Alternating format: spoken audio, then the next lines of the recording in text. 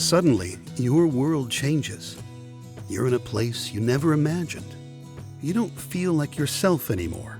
You feel alone, but you're not. Other people with spinal cord injuries know exactly what you're going through because they've been there themselves. They're the voices of experience, and they can help you get through this.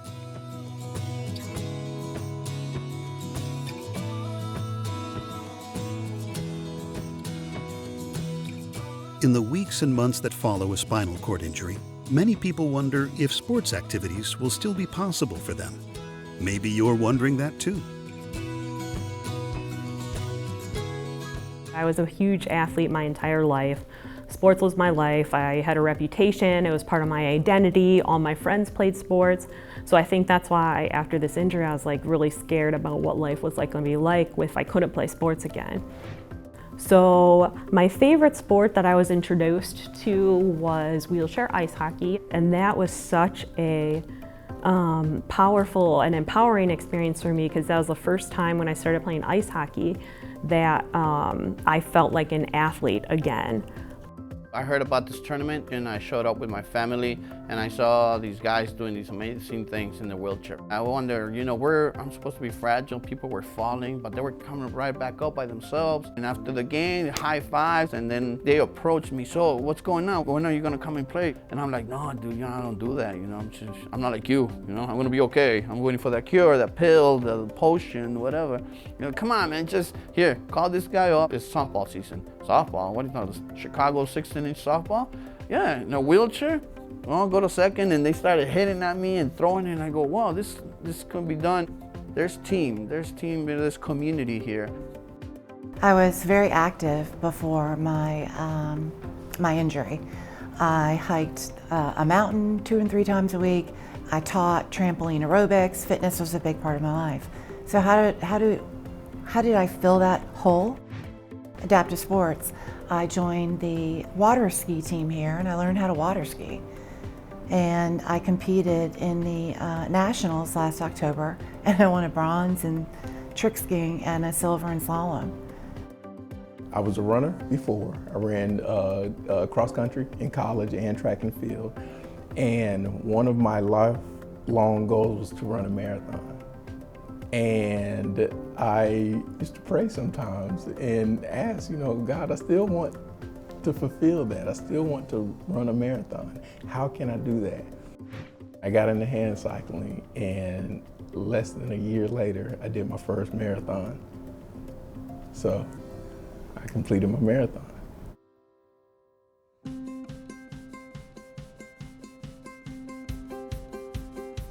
I've tried every sport there probably is. Tennis is my favorite. The best thing about tennis to me is I can go play anybody. I don't have to play other chair players. I play in an able-bodied league. We have several chair leagues here, but it's so big that I can pick up my chair, throw it in my car. There's very minimal equipment. You have a chair and a tennis racket, and you can play. You can play an able body and be competitive. I love adaptive sports. I think my favorite is snow skiing. I've been snow skiing several times and it is so much fun. It's just being adventurous. It's getting out of my comfort zone.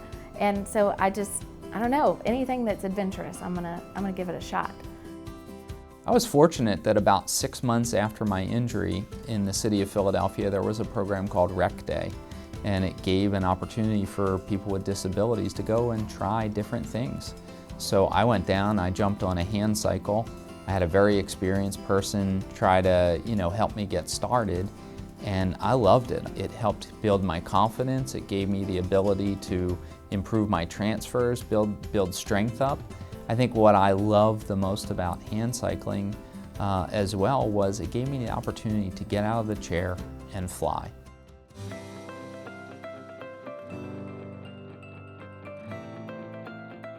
I am going to the Marine Corps Marathon in Washington, D.C. and I actually have a team that I'm a part of, and there's nothing, I didn't think I would ever be able to be a part of a team again, and it feels so good to just be a part of something. I discovered that perhaps I could dance in my wheelchair. I don't pretend that it is the same as being a stand-up dancer. Nevertheless, it allows me the creativity, the freedom of movement, the experience of moving in time and space to music and to choreograph. One of the things I did as a kid is many of you may remember big wheels. I couldn't use my feet, so what I'd do is I took the seat off of the big wheel and I would kneel on the big wheel and put my chest into the handlebars. And then I would reach over and I would pedal the big wheel by my hands. And I was able to steer the big wheel by turning my chest to the left or to the right if I wanted to turn. And I'd be able to pretty much keep up with any kid on my block with that big wheel. Now I'm very active in adaptive sports. Scuba diving is one of my favorite sports. I also play sled hockey. It's basically played the way as regular ice hockey is played, and we're in a specially adapted sled with 2 hockey sticks. We wear all the same equipment that a hockey player would wear, and you basically play hockey like everybody else would. Adaptive sports changed my life for the better. And not only that, it gave me an outlet to impact other people's lives. Because when I got involved with wheelchair bodybuilding, I was so amazed with seeing all these adaptive athletes. And to this day, I'm the voice of wheelchair bodybuilding.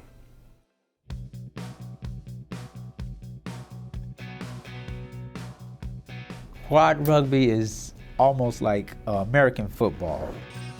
It's a rough sport. I mean, we crash, we hit each other.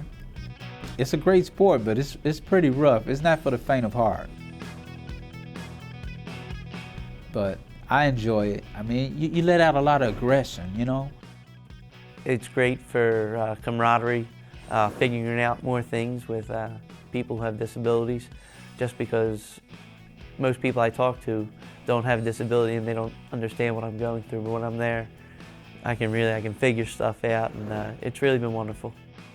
I'm a player for the wheelchair rugby team here in Chicago. That's all I do. It's a life. Wheelchair rugby is a wheelchair sport for people with dysfunction in all 4 extremities.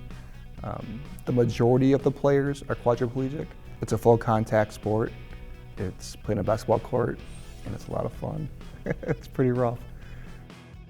Wheelchair rugby definitely, one, allowed me to be around a bunch of people who have the same injury level as me, and I'm able to learn a lot from them because it's a quadriplegic focused sport. Once you sit down with a quadriplegic who's like, I'm gonna show you how I do it, it just clicks so easily. I had a huge learning curve, and I'm still learning, and it's so much fun, so much fun. Actually, I was still an inpatient when I first started conditioning with the team. So I still had my collar on and everything. I wasn't allowed to get hit, but just the physical activity was awesome. It was, watching, you think it's so much easier than it is until you get out there. I remember like the first time they put me in a scrimmage to play, it was like the whole play went by and I was like, what just happened? I could not figure it out, and that pretty much still happens now. I'm not very good at it, but I enjoy being out there.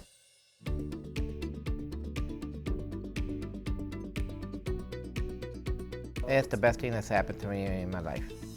Wheelchair sports is, I recommend that to anybody that's in a wheelchair. Get out there and try it. Just try it and you will get hooked on it. But don't say, I can't. Never say you can't. You try it and you'll be surprised what you can do. If you want to go fast, travel alone. If you want to go far, travel together. In sports is going far in disability. It helps you pull together in a community. Well, adaptive sports are very important in my life. They're what I am. And, I get all choked up, but because I'm a man, I'm not supposed to do that. But without that, I'm that person that I wasn't supposed to do anything. Don't be afraid to get out there and find a recreational therapist, find an adaptive sports program. It may not be the ideal activity that you want to do, but if you call that recreational therapist after you've left the hospital, they're going to know someone or they're going to know something, because we've all worked with so many patients getting them involved in the community that they will find the activity that you and or your family member want to do and the resources you need. So don't be afraid to reach out. There's no better feeling. I feel like there's a lack of adrenaline once you become disabled, and I can't tell you any bigger smile I've had than when I've gone skiing and water skiing, and just that adrenaline and that you're actually doing something. It's indescribable. Voices of experience. They know. They've lived it.